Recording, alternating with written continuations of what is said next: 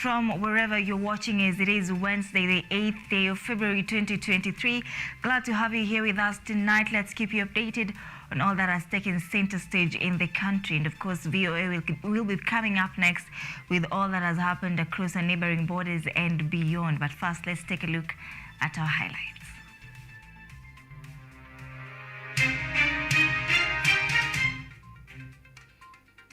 A farewell caravan held to honor late Professor George Magoha held in Nairobi ahead of Saturday's send-off. President William Ruto holds a consultative meeting with Jubilee MPs in State House, Nairobi, a day after holding a meeting with ODM MPs.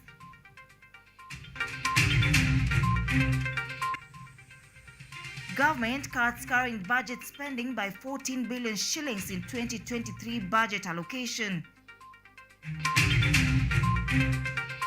And former sports CS Rashid Echesa appeals to President Ruto not to suspend High Court Judge Jude Chitembwe, says his case is in last year's government.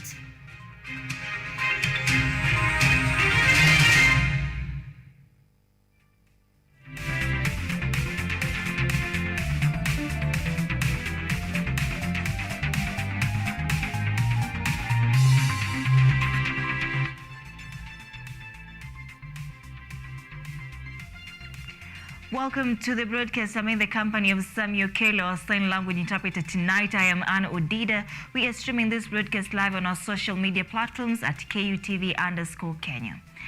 Now, Professor George Magoha's last journey began today in a caravan that traversed across different places that defined his life.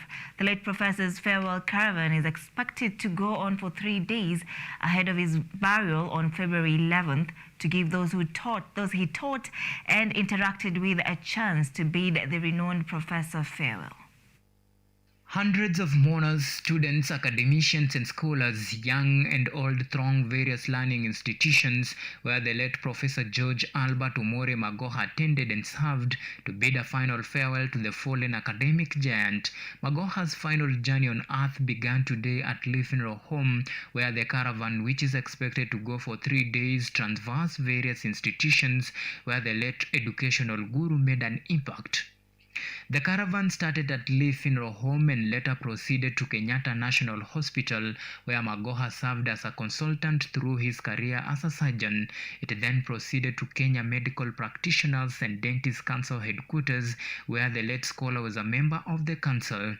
In honor of the impact Magoha made to the education sector, the caravan moved to St. George's Primary School, State House Girls High School and Starehe Boys Center. The procession further moved to University of Nairobi and Kenya National Examination Council, where the late professor served as Vice Chancellor for 10 years at the university before he was appointed Chairman of the Examination Council. The body of the late professor is expected to traverse across various places in his honor ahead of his burial in Siaya County. The renowned scholar died on January 24th after suffering a heart attack and will be laid to rest on Saturday.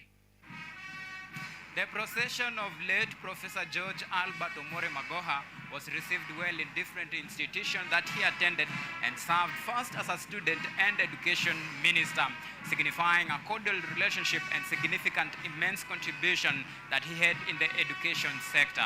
Auma Evans for KUTV, Nairobi. Now, following the 3-day caravan in honor of the late Professor George Magoha, his Nigerian in-laws expressed their love for the family by honoring the late scholar with the Nigerian tradition. The in-laws say that they honored Magoha to show their solidarity for their sister, Dr. Barbara Magoha. In a befitting honor, 4 men dressed in all white surrounded the hearse carrying Magoha's body before it left for the mortuary. They then lifted wooden rods over the vehicle for a few seconds before moving rhythmically to the back of the vehicle. At the front of the hearse, a lady stood with a hand fan which she used to tap the windscreen on the side which Magoha's coffin laid 3 times. When they got to Starehe Boys School entrance, the 4 men then performed a second ritual where they all jumped in unison while chanting dirges. They later led the team to dance around the hearse twice. After the short ritual, the vehicle proceeded, but the in-laws remained dancing to the beat of the music played by traditional drummers. The president of the Yoruba Association of Kenya, Emmanuel Okutande, said that they decided to show their solidarity to their sister by honoring the late professor. Okutande further added that they used the platform to show the unity as Africans. I want to use this avenue, to let Kenya know that we are part of them.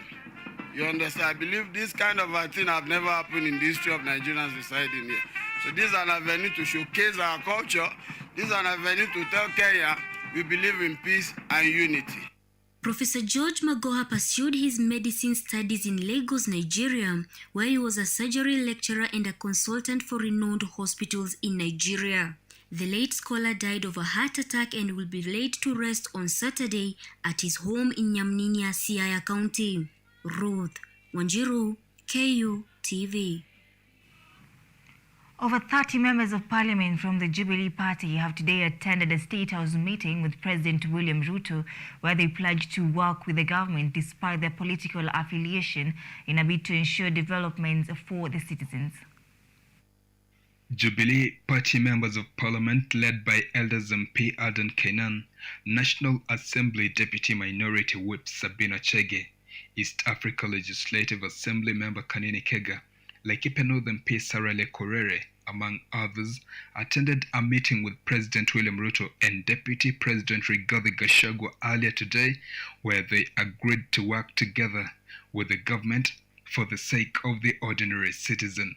While addressing the legislators, President William Ruto said that it is inevitable for leaders to work together and promised that the government will treat the Jubilee members like its own. The President has also sought support from the MPs in passing of bills in Parliament, especially on critical issues to do with key economic projects. In what looks like a disagreement among Jubilee Party members, Secretary General Jeremiah Kioni took to Twitter to condemn the move by Jubilee MPs, who have hence agreed to work in close relationship with the government. Narok Senator Ledamo Lekina has also taken to Twitter to call upon Kioni to urge former President Uhuru Kenyatta to speak to the Jubilee Party members in order to prevent them from being enticed to join government. The Jubilee MP's State House meeting comes just a day after the President convened another meeting with the ODM MPs. Joseph Kess, KUTV. Within the first supplementary budget review for financial year 2022-2023, the National Treasury has cut development spending by 106.3 billion shillings, with a substantial cut being on the State Department of Infrastructure, Water and Sanitation. According to President Ruto, the budget cut is expected to help in stabilizing the economy. The Treasury has asked total spending for the current financial year ending in June by shillings 14 billion in the first phase of the budget. The Treasury has proposed to cut development spending by about 15% from shillings 715 billion to shillings 609 billion, while raising spending on recurrent activities by 6.6% from 1.4 billion to 1.49 trillion. This means that the government will reduce development spending by shillings 106 billion but raise recurrent spending by shillings 92.9 billion. The Treasury has also proposed to cut infrastructure funding by shillings 51.7 billion from shillings 221.3 billion in the previous regime. Additionally, the Ministry of Energy will also see its budget trimmed by shillings 41.7 billion from shillings 95.67 billion originally set in the 2022-2023 budget, while the Ministry of Health budget has been reduced from 122 billion to 113 billion. The National Intelligence Service (NIS) will also have to work on a lean budget after Treasury proposed a shillings 10 billion reduction on its 46 billion budget as set in July 2022. Ministry of Water budget will come down from 83.9 billion to shillings 59.7 billion. The Treasury also proposed to double State House allocation from 4.3 billion to 8.8 billion, while the Deputy President's office budget to increase from 1.7 billion to 2.6 billion, with the Prime Cabinet Secretary Musalia Mudavadi office given 751.9 million. Edward Nyamo, KUTV. Now, the embattled High Court Judge Said Juma Chitembwe, who was suspended from office last year for, among others, allegations abuse of office, now has 10 days to appeal against the recommendation by Justice Mumbi Ngugi-led tribunal that presented their investigations report to President William Ruto yesterday at State House, seeking his removal from office. After a presentation of findings to President William Ruto by 12-member tribunal tasked with carrying out investigations on the conduct of High Court Judge Said Juma Chitembwe, Chitembwe now has a time frame of 10 days to appeal against the recommendation of his ouster from office. Audience is convened pursuant to Article 168 of the Constitution to receive a report of the tribunal appointed by Your Excellency's predecessor in office on the recommendation of the Judicial Service Commission. Contrary to 168(1)(e), 168(1)(b) and (e) of the Constitution, and in accordance with Article 168(7)(b) of the Constitution, we therefore recommend to Your Excellency that the Honorable Mr. Justice Said Juma Chitembwe be removed from the office of Judge of the High Court. According to the provisions of Chapter 10 of the Constitution under Article 168, Clause 8, Judge Chitembwe still has a chance of salvaging himself by petitioning against the recommendation at the Supreme Court. Former Sports Cabinet Secretary Rashid Echesa has downplayed the recommendation by Justice Ngugi's tribunal, urging President William Ruto to ignore the tribunal on Chitembwe, saying that the decision was a predetermined exercise as the tribunal was appointed by his predecessor Uhuru Kenyatta, adding that President William Ruto should establish his own tribunal to know the truth. Judge Chitembwe was suspended from office by former President Uhuru Muigai Kenyatta on recommendation by Judicial Service Commission (JSC) through Gazette notice dated 18th of May 2022 on accusations of gross misconduct, as was alleged through a video released by former Nairobi County Governor Mike Mbuvi Sonko against him. Okumu Modaki for KUTV. Now on to education matters. Public schools are still experiencing pressure as the junior secondary intake hits second week. And as Ruth Wanjiru reports, in Mombasa County, both public and private schools have been forced to double their intake to accommodate the extra pupils coming to seek admission. Mombasa County has 97 public primary schools and over 400 private primary schools. All public schools were approved to offer JSS, with only 166 private schools getting the nod from the Ministry of Education. 12,592 pupils sat for the inaugural KPSEA exams in public primaries, while another 22,000 sat for the exams in private primaries. According to Mombasa County Director of Education Peter Magiri, despite the challenge of going through the pressure of admitting a huge number of students, the exercise, which began last week, is going on well, and they expect the admission rate in Mombasa to hit over 70% by the end of the week. As a Women Rep office, there is bursary that comes from the NGAF office, which is the national office.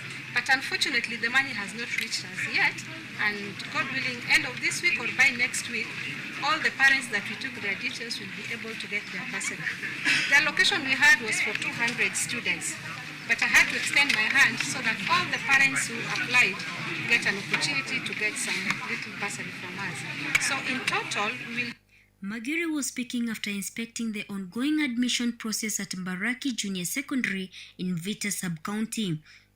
He exuded confidence that all the 34,000 students who sat for the exam in Mombasa will join the junior secondary schools. Difficult to work with them. So we don't have a committee in place. This has brought the delay about the disbursement of GAF funds. And they have promised us by next week they shall have, this week, latest next week, they shall have gazetted all the 47 GAF committee members. If they do that, then they will be able to access our money and start working for community. But Yala School is one of the private schools in Mombasa that sailed through the rigorous process to make the junior secondary school cut. The school director, Shetem Saba, admitted that the process was competitive, saying it was not an easy task to meet the requirements. The healthier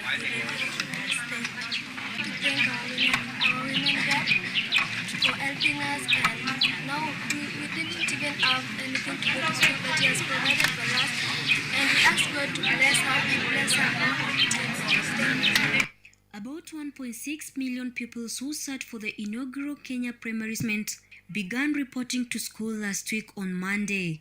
The government, in its plan to make the transition smooth, is distributing textbooks as well as deploying teachers into junior secondary schools. Ruth Wanjiru, KU TV. Now, needy students from Migori County are set to benefit from GAF money that will be allocated through the Office of the Woman Representative. Migori Women Representative Ms. Mohammed Fatuma said that the 2.5 million allocations for Migori County will help students from poor backgrounds, orphans, and those from disabled families. Migori County's Women Representative Fatuma Mohammed today donated school necessities to disadvantaged students in Migori. This comes as the government's NGAAF funds are delayed as the county's NGAAF committee members are yet to be gazetted. Ms. Mohammed Fatuma said that the 2.5 million allocation for Migori County will help students from poor backgrounds, orphans, and those from disabled families. But I had to extend my hand so that all the parents who applied get an opportunity to get some little bursary from us. Fatuma, who received some of the beneficiaries at her office, noted that the NGAAF allocation was not enough to cater for all the needy students across the 12 sub-counties, and hence she further urged the government to ensure funds are released on time. As of now, 334 needy students in Migori County are set to benefit from the NGAAF program. That will be allocated through the Office of the Women Representative Fatuma Mohammed. Joy Minor, KUTV, Nairobi. All right, 18 minutes past the top of the hour. We are taking a very fast short break at this point. Stay with us.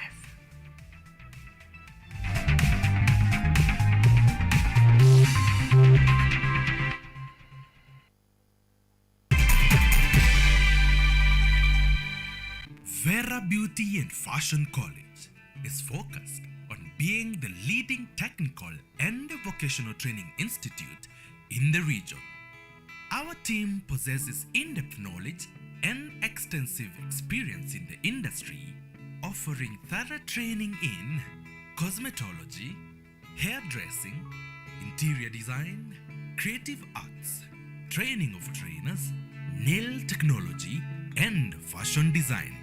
With branches in Nairobi, Thika, Meru, Eldoret, and now in Mombasa, our courses ensure that learners are completely equipped with knowledge, competency, and employability skills. Enroll today to be a part of a center of excellence. Lola is an app that gives you a chance to watch videos, listen to audios, and read articles wherever you are for free.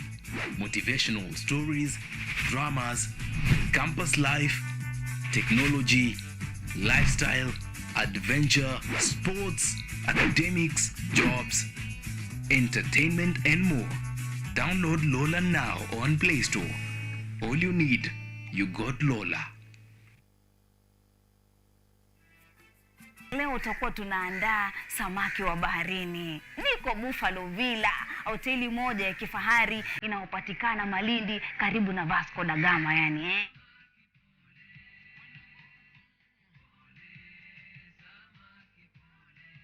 Huyu wanachukua dakika 15 ili aive vizuri, aive paka ndani.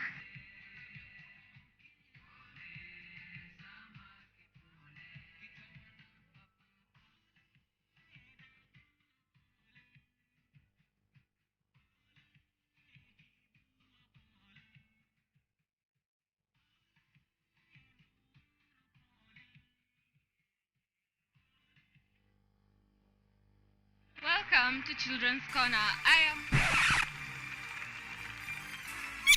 Welcome to Children's Corner.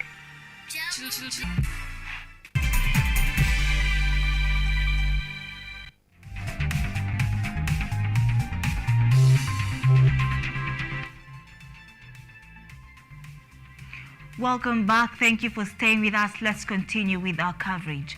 Now, police officers in Narok County have launched a manhunt to nab 2 suspects who abducted Narok Central Sub-County Police Commander Frederick Shiundu last evening.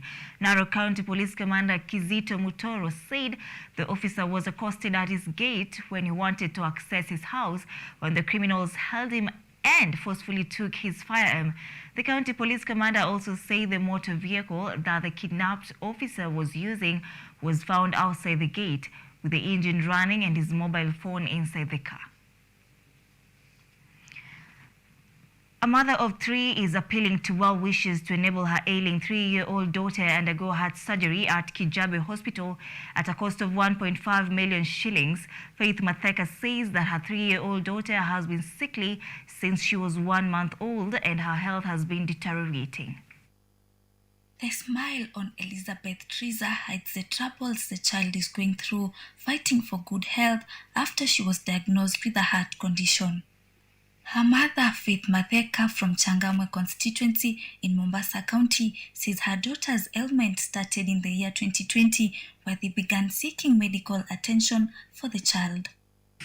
Na huyu mtoto ameugua kuanzia mwaka wa 2020. Nikampeleka Portrees, nikaambiwa kuna ugonjwa, akona TB, akatibiwa TB, akamaliza dawa lakini hakuweza kupona. Despite seeking further treatment in different hospitals, her daughter's health did not improve. Nikamchukua hospitali ya Mkomani, bado akaendelea na matibabu, kagharamika upande wa pneumonia, bado hakuweza kupona. Tukamchukua Pandi, akaambiwa akona pneumonia, mapafu yake yamejaa maji, akafanyiwa therapy, akawa hawezi simama, hawezi kutembea. Eventually, Elizabeth was diagnosed with pulmonary edema, a condition caused by too much fluid in the lungs, making it difficult to breathe. In most cases, heart problems cause pulmonary edema.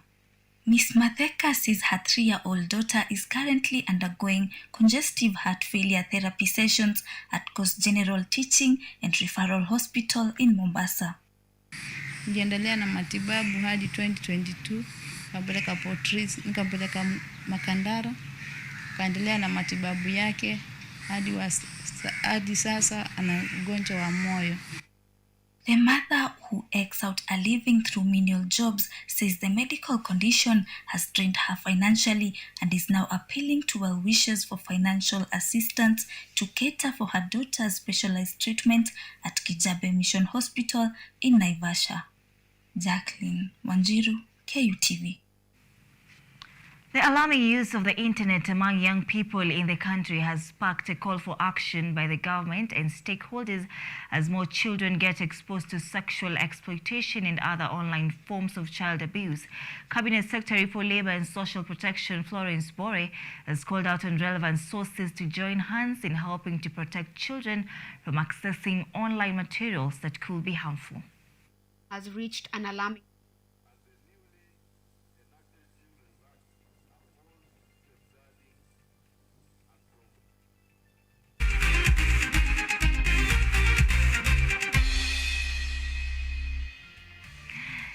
In sports now, Football Kenya Federation FKF has launched investigations on Mathare United's Lennox Ogutu and Alphonse Ndonye over match-fixing allegations and has since suspended the 2 players from taking part in any football activity in the country until the matter is concluded.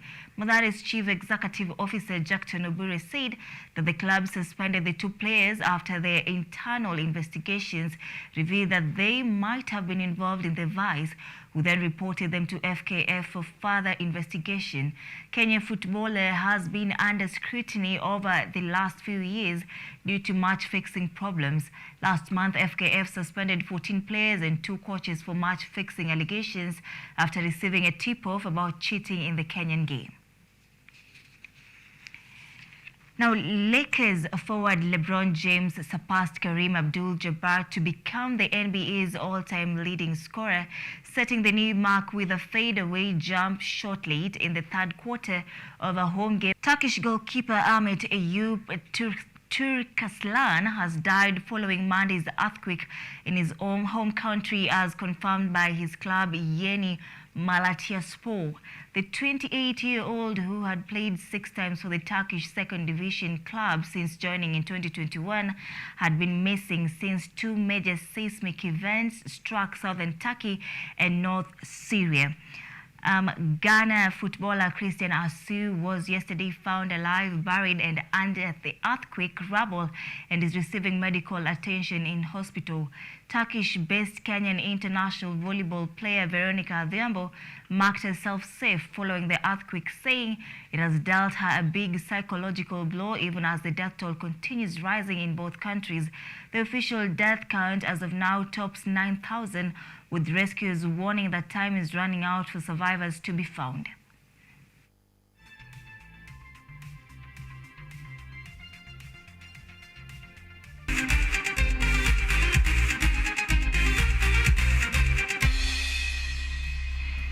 All right, that brings us to the end of our bulletin tonight. Many thanks indeed for keeping us company. As promised, VOA is taking off from this point. My name is ODIDA. Our sign language interpreter tonight is Samuel Kello. Have yourself a good night.